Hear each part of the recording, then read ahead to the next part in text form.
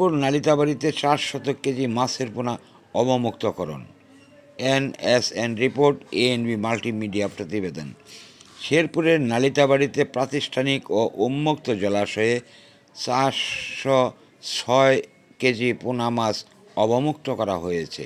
25 August সোমবার উপজেলা মৎস্য অফিসারের আজই সরবরাহ করুন এসা প্লাস্টিকের যে সমস্ত পণ্য বাজারে পাওয়া যাচ্ছে। প্রয়োজন যেখানে পাশে থাকার প্রত্যয় এসা ডেকোরেটর চেয়ার। পানির তৃপ্তি মেটাতে প্রতিদিনের সঙ্গী ডেইলি মগ। আরও রয়েছে জুনিয়র মাম পট। এসা প্লাস্টিক এখন গুণে মানে রুচিতে আরও এগিয়ে। প্রয়োজন যেখানে পাশে থাকার প্রত্যয় এসা ডেকোরেটর চেয়ার। মুক্তকরণ। এনএসএন রিপোর্ট, এএনবি মাল্টিমিডিয়া প্রতিবেদন। শেরপুরের নালিতাবাড়িতে প্রাতিষ্ঠানিক ও উন্মুক্ত জলাশয়ে 406 কেজি পোনা মাছ অবমুক্ত করা হয়েছে।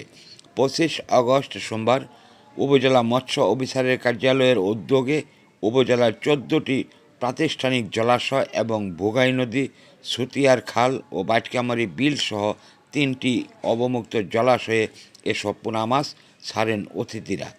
অনুষ্ঠানে প্রধান অতিথি হিসেবে উপস্থিত ছিলেন জেলা মৎস্য কর্মকর্তা প্রণব কুমার কর্মকার। বিশেষ অতিথি ছিলেন উপজেলা নির্বাহী অফিসার ফারজানা আক্তার ববি।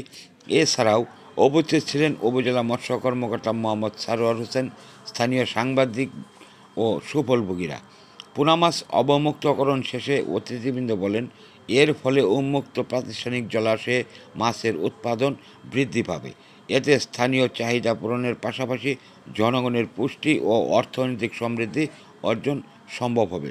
স্থানীয়দের মতামত, সরকার মাছ চাষে আগ্রহী হলেও অবৈধ কারেন্ট জাল বন্ধে তেমন একটা আগ্রহ নেই বললেই চলে।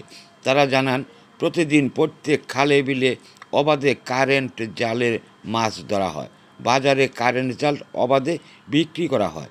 News of 69, Nalitabari, Sherpur.